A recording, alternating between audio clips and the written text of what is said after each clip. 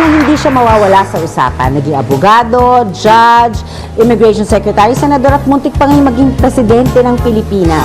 Mataray nga ba siya o sadyang malakas lang ang dating? Ladies and gentlemen, please welcome Miriam Defensor Santiago. Good morning po.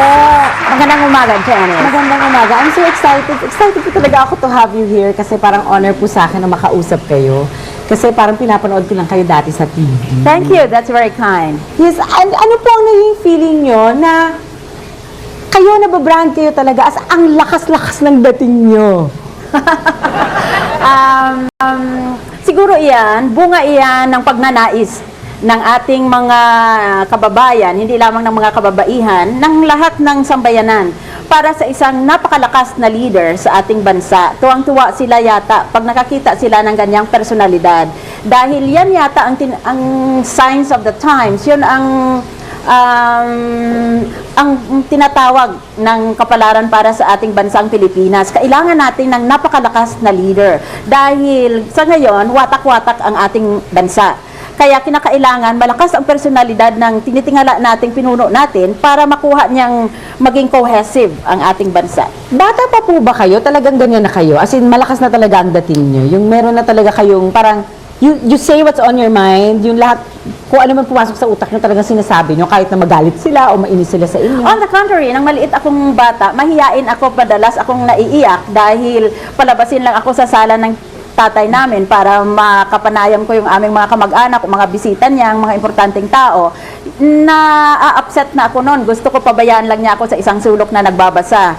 At madalas, nagtatago talaga ako. Umaakyat ako sa bubong ng bahay namin o umaakyat ako sa puno ng bayabas o sa puno ng niyog para makabasa dahil yun lang ang gusto kong gagawin. Talaga, di anong age nyo na-realize na meron kayong ganyan, na meron kayong strength, na meron kayong intimidating character? Una kong nalaman na kaya ko pala na isulong ang kagustuhan ko nung nag-high school ako at merong mga, how do you say in Tagalog, merong mga barumbado doon na palagi nilang sadyang, how do they say, they would purposely disturb, iniistorbo nila ang mga babaeng mga estudyante. So kayo ang parang naging fighter ng mga girls?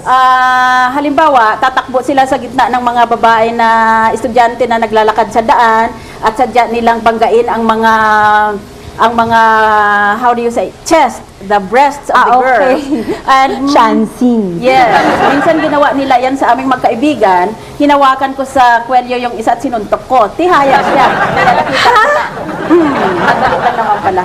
Wow! Sinuntok nyo talaga? Oo. Ano, nagulat siguro sila?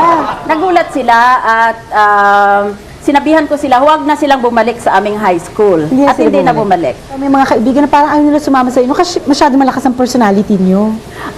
Malakas lang personalidad ko kung meron akong pinaglalaban. Pero sa pang-araw-araw na pakikisama sa tao, I try always to look at things from the point of view of the other person. Ayaw kong i-overpower ako, i-dominate o i-overwhelm ako ng iba. Kaya sinusubukan ko na sa pribado kong buhay, kasama ko ang mga matalik kong kaibigan, na hindi ko ginagawa sa kanila iyan. At saka talagang tunay akong interesado kung anong nangyayari sa mga buhay-buhay nila. Kaya wala akong panahon na pag-usapan ang sarili ko. May mga apo na po ba kayo? No. Anak pa lang? Yes. Paano sila naglalambing din po ba kayo sa kanila? Oh, yes. I am a very tactile person. Gusto ko palagi akong naghahawak ng mga tao. You're a touch person. Yes. I'm a touchy-feely person. If you are within 1 meter's radius and I am seated in my living room, I will tend to hug and to kiss you whether you like it or not. Talaga? Yes. Naman. Di pati po sa husband nyo, ganun kayo? Kapag mahal akong tao, sinusubukan ko lang na pigilin ang sarili kong huwag mahalin ang mga asawa ng iba. Tama ho. Very good yun, di ba? Dapat talaga ganun. Anyway, sa isang Australian magazine po noong 1997, you were branded as one of the 100 most powerful women of the world, ha? Oo.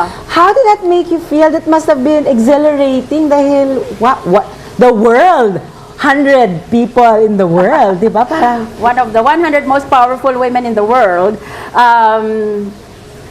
Ang ibig sabihin ng powerful dyan, hindi naman talaga na makapangyarihan o mas malakas. Ang ibig sabihin dyan ay may kakayanan na magbigay inspirasyon sa nakakarami. I think that was the proper context. And I think they were referring to the fact that I have a very close, intimate relationship with all young people in my country. When was the last time that Miriam Defensor cried? Whether it be because you cried dahil nakapanood kayo ng pelikulang malungkot, Oh, nag-cry never. kayo para sa isang taong mahal nyo na either nag-pass away o nagkasakit, or sometimes naiyak lang kayo sa sobrang tuwa. Hindi ko malaala kung kailan ako huling naiyak. Baka nung namatay ang tatay ko, but that was so long ago. I think in Really? 1981. Yes. Really? Hindi po ba parang ano yun? Hindi, don't you find that abnormal? Di ba parang sometimes crying is a way for us women to release our parang yung mga depression, mga mods. Di ba may mga depression, may mga ups and downs tayo. Oo. Pero I do not believe in this theory that women are controlled by emotions whereas men are controlled by the intellect. That is so sexist sa tingin ko. Pareho lang namang may emotion ang lalaki at ang babae. Pareho rin silang may dunong na intellectual ang lalaki at ang babae. Ako, pag meron akong halimbawa disgrasya o malungkot na nangyayari sa buhay ko, kaagad maghahanap ng panibagong gagawin. Ano ang pinagdadasal niyo? Do you know, I have the theory that prayer cannot change the mind of God. Ang pagdadasal, hindi nagbubunga ng pagbabago sa pag-iisip ng Panginoon. Kaya hindi mo maaring kulitin ang Panginoon dahil Panginoon na nga siya, alam na niya ang lahat. Kaya hindi kaya ng isang tao na palitan niya ang pag-iisip ng Panginoon who is omniscient and omnipotent sa pamamagitan ng kanyang pagdadasal. Dahil isipin mo lang kung halimbawa mo merong sports competition o di ang dalawang boksidor, halimbawa, magbuboksing sila for the World Championship, pareho silang nagdadasal sa parehong Diyos. Hindi naman maaaring magpakita ang Diyos ng partiality towards one of them. Siyempre. Maski mas malakas siyang magdasal ng sa isa. So you can see from this example that prayer does not have the capacity to change the mind of God. When we pray, we do not change the mind of God. We pray so that we For can strength to change accept. our own mind to accept the will of God. Para sa inyo po, ano po ang matapang na babae? What is a strong woman? Ang pinakamatapang na babae ay kung paninindigan niya, ang sa tingin niya ay tama o makatarungan, maski ang buong mundo ay kalaban niya.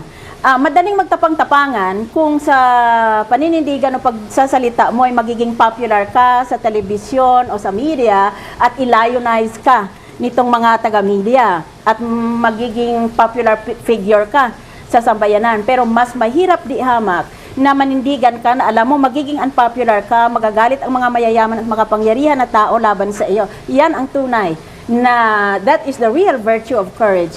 Yan ang tunay na katapangan. All the rest is just conceit. Thank you very much. Nako, honor po sa amin to have you here today. Udayan Floyd. Thank you so much. Pasal mo naman sa inyo.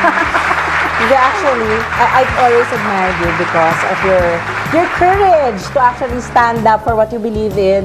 Kasi ako na magalit sila o mainis sila sa inyo. Sobra kasi hindi ho kinakaya ng ibang tao yung ganun yun. Thank you very much. Thank you, thank you. Magbabalik po kami.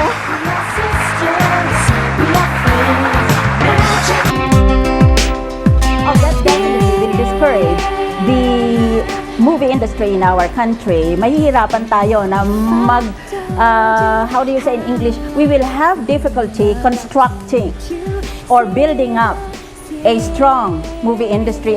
Ang mahirap ay inamin niya na meron siyang bahay sa Amerika at meron siyang bank account. Sabi niya, pero nabenta ko na yung bahay at yung bank account sinara ko na. Ganun pa man ay inamin niya na nagkaroon siya ng bahay at nagkaroon siya ng bank account. Kaya hindi mo maiwasan na mag-iisip ang mga tao, para ako sa divorce. Dahil merong mga kaso na talagang hindi na maaari pa na magmahalan ang dalawang tao, kung wala kang divorce, para bang sinisentensyahan mo sila habang buhay. It becomes a life sentence and the children get punished as well.